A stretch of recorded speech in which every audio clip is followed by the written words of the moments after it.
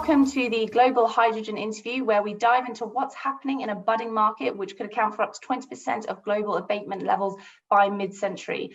Today, we're truly international, as I'm delighted to have Fiona Simon, the CEO of the Australian Hydrogen Council, with me. Hi, Fiona. Hi, Michelle. How are you? I'm very well, thank you. And thank you as well for stretching the clock for us. How are you? Very well, thanks. Good. I'll dive in just to look at some of the financing opportunities that have been popping up and the packages that have been emerging. So the Australian government is investing $1.4 billion in building a hydrogen industry. And then as part of its national strategy, it wants to grow this industry into a major player by 2030. I think we all very familiar with that.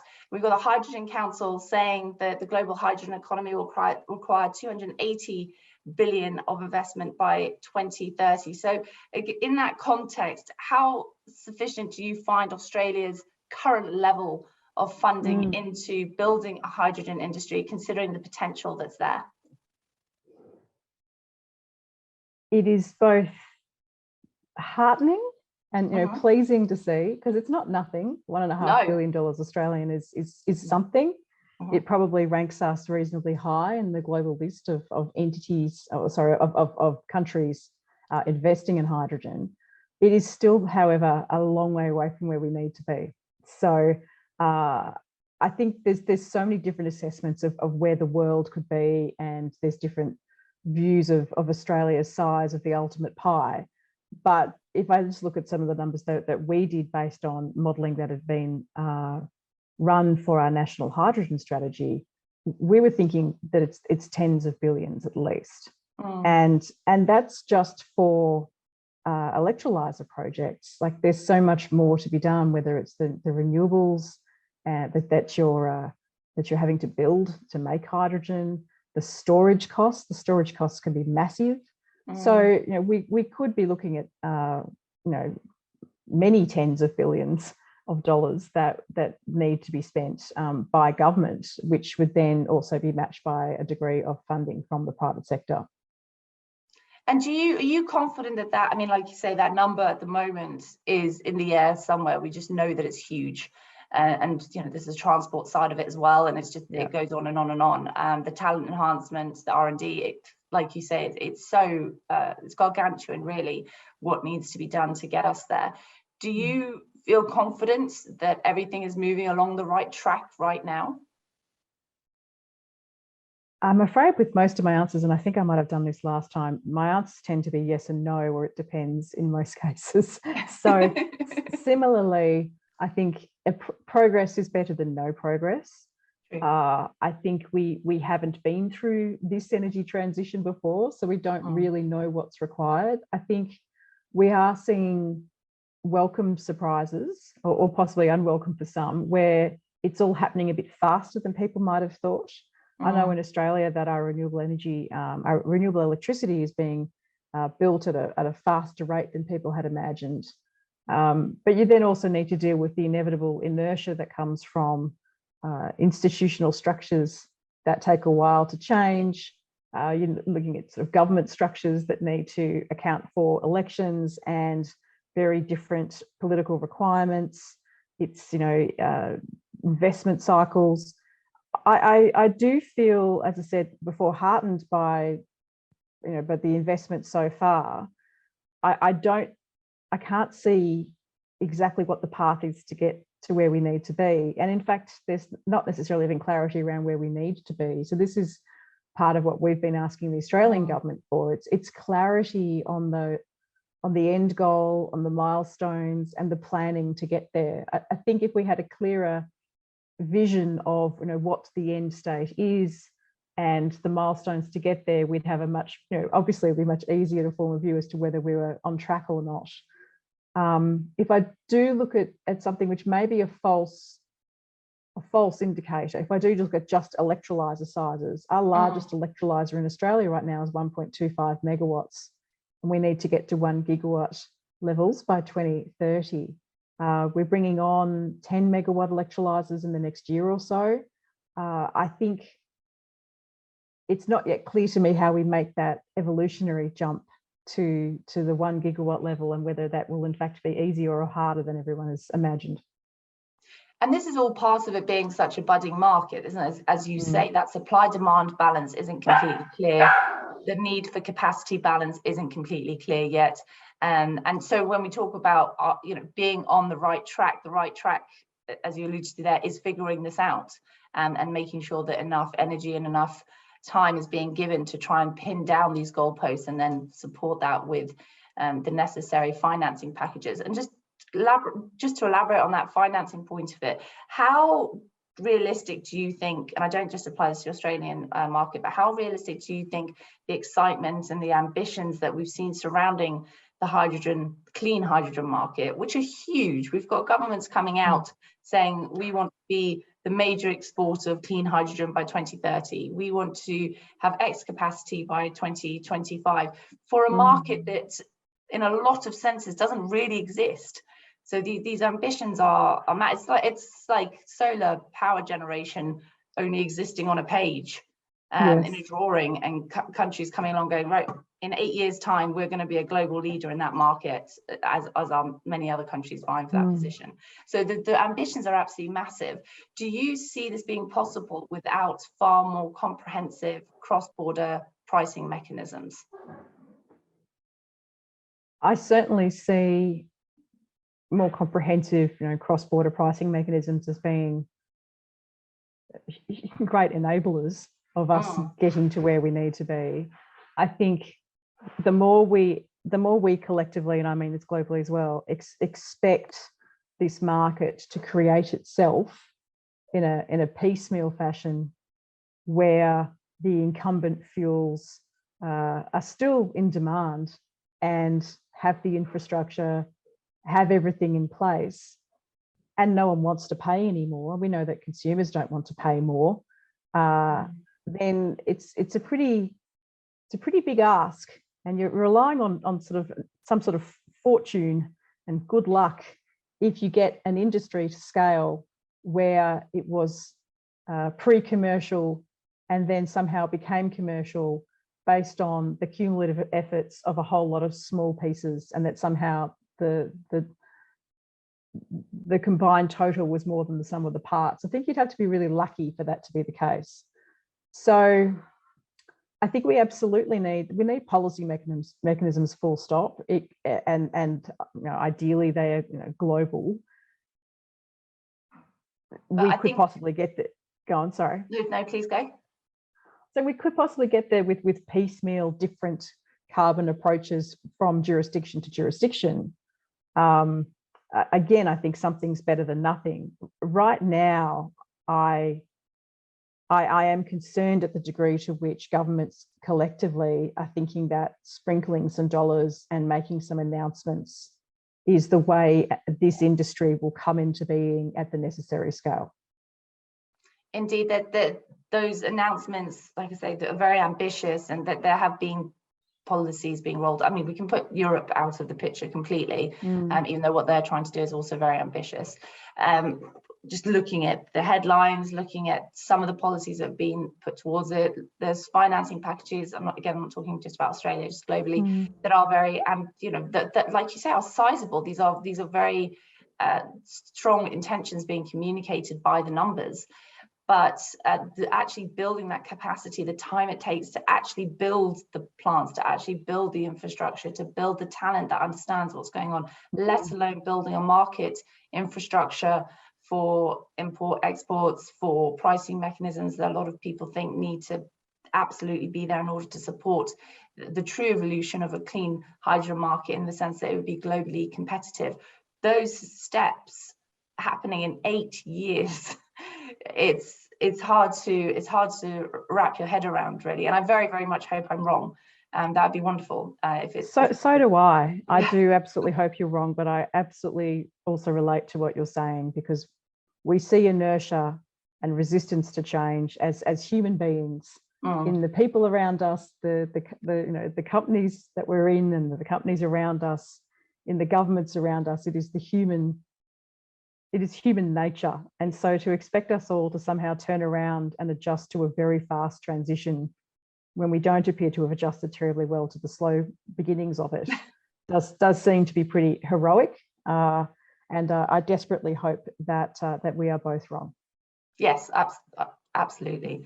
And in talking about that international aspect, Australia is working a lot with other nations on hydrogen research projects and knowledge sharing and so on. Singapore, Japan, others, and then there's recently been the Australian Renewable Energy Agency, which we know as ARENA, opened its first funding round for the Australia-Germany Highgate initiative as well.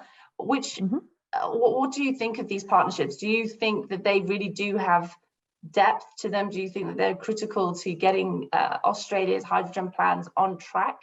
Or do you fear that, and let me know which you feel, or do you fear that there is too many partnerships distract the cooks from the broth, as it were? I think we're still in a process of experimentation. So it doesn't, look, there's always going to be trade-offs. Part of me wishes we just had 2 or 3 really big things that everyone could just throw, give it their all, and off we go. I suspect that because of just the sheer uncertainty around so many variables and the early days, that it probably makes sense that we've got this sort of environment of experimentation and people trying different things on for size. One would hope, though, that what we see is a whittling down of those options from the very many to the very few that we will then take seriously. I think it's too early to say what the actual effect of some of the partnership initiatives will have. It's too early to say, but at this stage, I welcome them. I absolutely welcome them. The Highgate initiative, as you mentioned, among the range of initiatives under the Accord that Australia has with Germany, we absolutely welcome it. I think that the proof will be in the pudding as we see everything unfold. And one would hope that if certain initiatives were found to be worth trying, but really you don't get bang for buck, that as long as there's a nimbleness and an agility to then switch to that which is shown to have a greater promise, then I think that's all fine. Indeed, not to get bogged down and to keep that nimbleness, which is a great word when it comes to this, indeed. And which part of the supply chain would you like to see more attention being on in this year?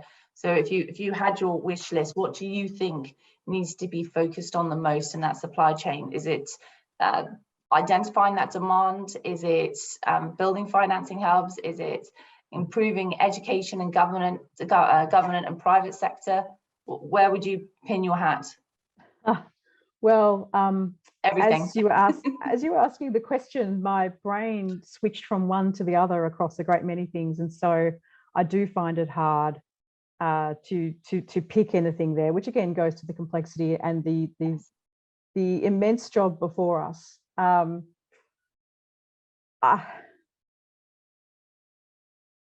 If I just pick the thing which is concerning me today, I think that's the best way to go. And that is, where are we storing hydrogen? And in Australia, where are we storing it? How do we bring down those costs of storage? That's the piece that for me right now hasn't received as much attention as how we're going to produce the hydrogen.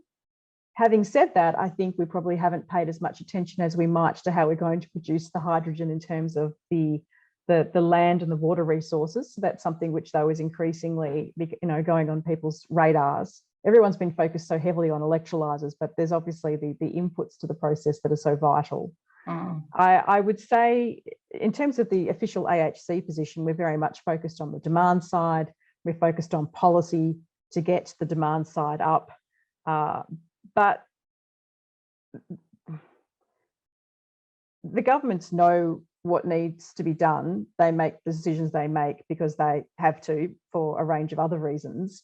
Whereas I think, on demand that is, whereas I think the storage question is one which is possibly being put aside because it's too hard, or people are hoping it'll just take care of itself, which to my mind makes me think that we just haven't spent enough time understanding the issue. And I'd like to be wrong on that. It might be that I'm just not seeing enough here, and that I'll get a welcome surprise by another announcement or another report in the short term. But I think sort of wishing away some of these major issues, like where do you store the hydrogen or the hydrogen derivative, could be the undoing of us if we don't pay some close attention.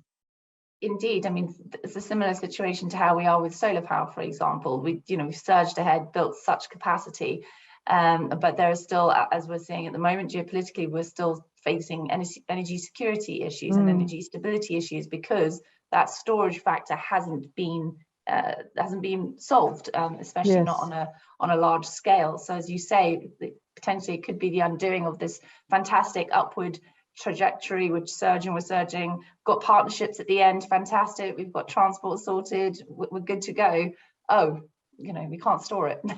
And it's something and as well. The point of hydrogen, the point of it is that it's the storable version. So we really need to get that bit right. Indeed. The spotlight on the storage. And also you touched on something there with water that we don't hear very much on at all. You're actually one of the first people to have ever brought it up in terms of water waste, water use, and this is turning into, at any energy site, and clean hydrogen will be no different. And this is turning into a major focus area, or needs to turn into a major focus area, especially when you're looking at circular economy principles and so on. Is that something that pops up among your members? Are you just seeing it start, or is the element of water and land use and biodiversity, all those aspects of that ESG package, is that becoming much more prevalent in your conversations among your members? It is definitely becoming much more prevalent, and it's well beyond my members as well. We are talking to governments all the time. We're talking to academics and other researchers, and the questions that keep coming are about water use to make hydrogen, particularly green hydrogen, and about available land use. And I think it's right that those are topics that are getting more attention. We just need to make sure they have enough attention, but also that they don't, that people aren't put off by the land and water requirements unnecessarily, because I think shifting to a zero, low to zero emissions economy is inevitable. Yes, everyone varies according to the time frame over which that happens, but it is inevitable, and hydrogen is inevitable within that. So we can't afford to just keep putting the difficult things off or hoping that they'll go away. And it does mean that there's really there's a strong requirement to engage with communities. So particularly in Australia, I mean, we have land, but it's not just empty land. It's land upon which others have rights and have competing uses. So how are the right outcomes then created? How do you get shared benefits? How do you engage well with communities so that they are part of the solution, not feeling exploited or unheard? And because we're talking about hydrogen being made with electrolysis and water, we need to be clear where the water's coming from and what the volumes are, both in the production of the hydrogen, sort of from that basic stoichiometric perspective of how are you, what water are you splitting to make the hydrogen and the oxygen, but then also the processing, and that's going to vary for different parties, for different decisions. But it is a topic which is not talked about very often, and it is fair enough that there is some nervousness about it, because we don't want to damage the reputation of this industry by using the wrong numbers or having the wrong conversation, or by scaring people unnecessarily, when we should just, we can have a mature conversation. We just need to find out how to do that. And in an ideal world, clean hydrogen is that energy market of the future. It's the energy market that we can pin all our hopes on, of ticking the planet, people and profit box for the first time, and nobody loses, arguably, if we can get clean hydrogen right. And it's the first time that we can really do that, potentially. So it's in that sense, it's very exciting. It really is, but it also means accepting some things that people might not have initially considered, a vital part of a business case, like committing to desalination, for example, compared to assuming access to fresh water. These are some of the things that I think the sooner the industry, the major proponents, can clarify their positions on these things, the sooner we can all then move forward and be able to demonstrate those 3 Ps are covered responsibly and transparently. Indeed, Fiona, thank you so much. I'm afraid we've run out of time. I would love to carry on, and I'm sure you're very keen to start wrapping up your day over in Australia. So thank you very much. Really appreciate it. It was great to see you last year and this year as well. Hopefully you can join us again soon. Thank you so much, Rochelle. I really appreciate it. Thank you. Bye.